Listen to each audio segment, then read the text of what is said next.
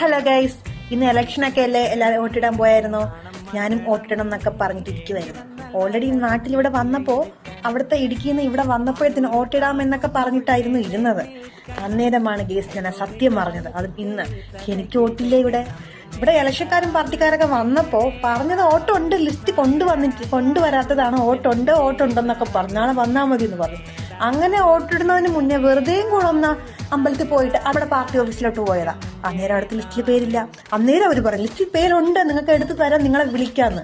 അങ്ങനെ കുറെ സമയം നോക്കിയിട്ട് അവസാനം അവർ പറഞ്ഞു നിങ്ങളുടെ പേര് ഇവിടെ ഇല്ലാന്ന്. നിങ്ങൾ നിർദ്ദേശിച്ചത് ഞാനും എന്റെ അനിയത്തി കേട്ടോ, ഞങ്ങൾ രണ്ടുപേരുടെയും പേര് ആ ലിസ്റ്റിലില്ല. അതുകൊണ്ട് ഇത്തവണ വോട്ടിടാൻ പറ്റത്തില്ല ഗൈസ്, പറ്റത്തില്ല.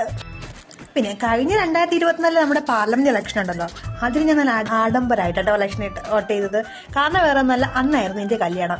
എന്റെ കല്യാണവും ഇലക്ഷനും ഒരേ ദിവസമായിരുന്നു, April 26 അതുകൊണ്ട് തന്നെ ഞാൻ കല്യാണ വേഷത്തിലേക്ക് ചെക്കന്റെ വീട്ടിൽ പോകുന്നതിന് മുന്നേ എന്റെ ഇവിടുത്തെ അവകാശം വോട്ട് ഇട്ടിട്ടാണ് ഞാൻ പോയത്.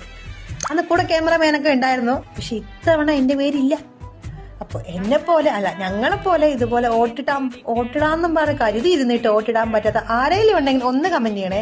വേറൊന്നുമല്ല കേട്ടോ, ഈ ആൾക്കാർ വോട്ടിട്ടിട്ടെ ഈ കയ്യില് മഷി തൂത്തിട്ടിരുന്ന് സ്റ്റേറ്റസ് ഇരുന്ന് കാണുമ്പോൾ ഞങ്ങൾക്ക് വോട്ടിടാൻ പറ്റിയിരുന്നെങ്കിൽ ഞങ്ങൾക്കും അതുപോലെ ഇടായിരുന്നു എന്ന് ഓർക്കുമ്പോൾ ഒരു ചെറിയ സങ്കടം. അപ്പൊ ഇന്നൊക്കെ ഇത്രേ ഉള്ളൂ. Love you all.